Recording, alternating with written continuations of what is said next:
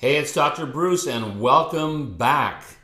Today we're going to be seeing if you've been doing your homework. So, have you decided what business you're in? Have you decided actually, are you accident injury? Are you relief care? Are you health and wellness? What is your business? And this is something we have to really identify. What I want to talk about today is introducing vitalism as an alternative to mechanism. What I mean by that is, if you're in one of the prior situations, accident, injury, or pain relief type practice, you're really following more of a medical model, a treatment model. I'm not saying it's a bad thing. I'm just saying it's your routine like with anybody else. You have a better mousetrap. You have a better technique. Unfortunately, you're in competition with the allopaths. And as insurance gets less and less, as more and more emphasis is on healthcare, I believe people, it says this. When people are in pain, they search for alternatives. So in other words, if they're doing something that they've done for a long time and it's no longer working, they will start questioning status quo.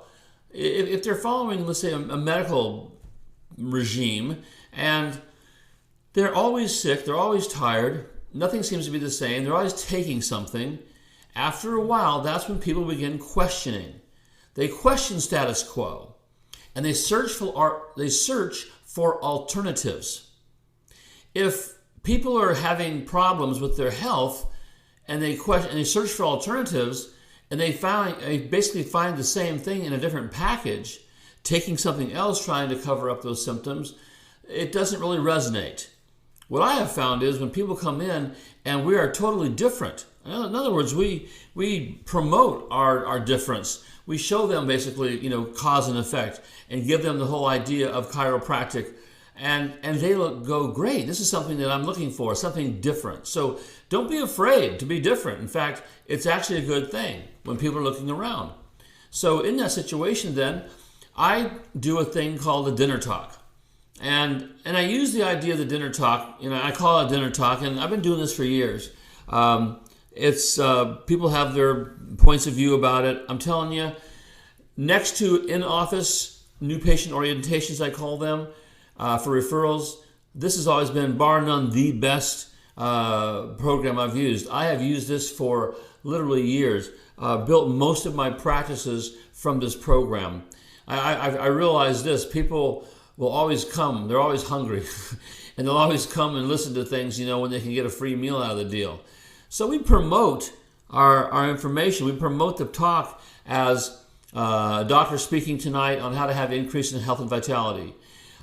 You can talk about symptoms. If you're, doctor talking tonight how to relieve chronic, pain.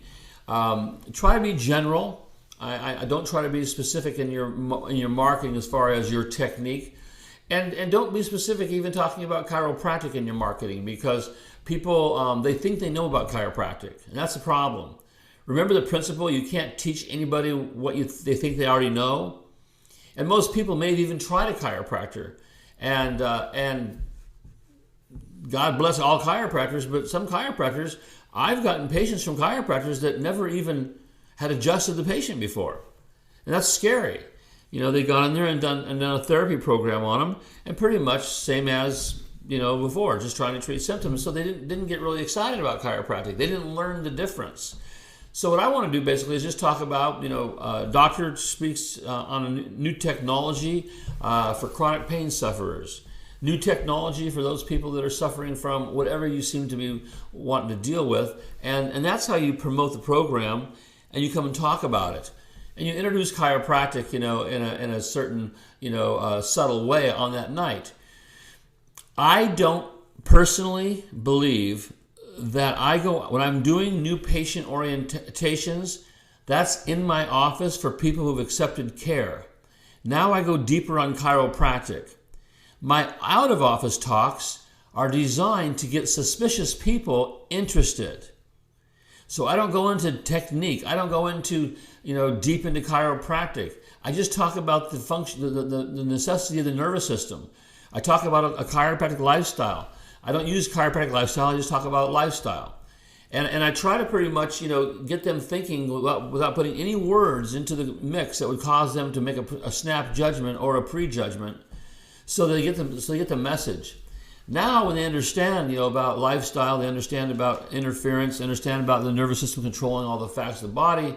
We now offer them an opportunity to come into our office and have a lifestyle analysis. To see why they're having problem, and see if there's something we can do to help them get rid of their chronic pain. And then when they come into the office, we then move them through our new patient process, which educates them deeper, and they accept care, and they go into our in-office visit, our in-office talk, where they learn more about chiropractic. So chiropractic is something that I have found, I give them information slowly. And I think that sometimes we give too much too fast, which allows them to make a snap decision if they like it or don't like it. And I want people to get information slowly. As they get information slowly, they can actually assimilate it and understand it. So this is how I start my talk. Please sit back and enjoy the journey to discover how you can have incredible health and an incredible life. And that's pretty much the start of our talk. We have these talks. Part of that will be on our program called the Total New Practice Blueprint, where we'll have it all in a PowerPoint ready for you to use. But this is how we use it. This is why we use it. So just to recap really quickly, we talked today about asking you, have you decided what kind of business you're in?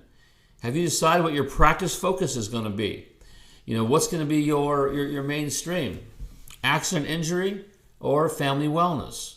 Now, doesn't mean if you're family wellness, you can't do accident injury. Don't forget that.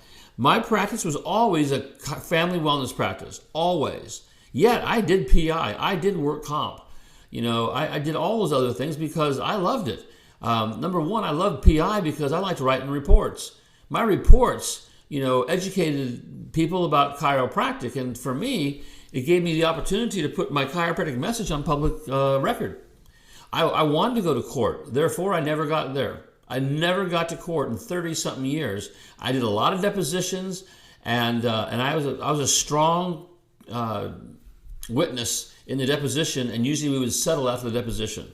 So never had to go to court, and always wanted to. Maybe that's why I never got to. I don't know. But understand, foundationally, when a patient comes to my office for an accident injury, we process them like a family wellness patient. We process them understanding what chiropractic is, and then educate them as to their injury and how we're going to take care of that, and also then how we're going to follow up. So get your focus in mind and start preparing to get some outside talks and start rocking this thing. I'll see you on the next slide.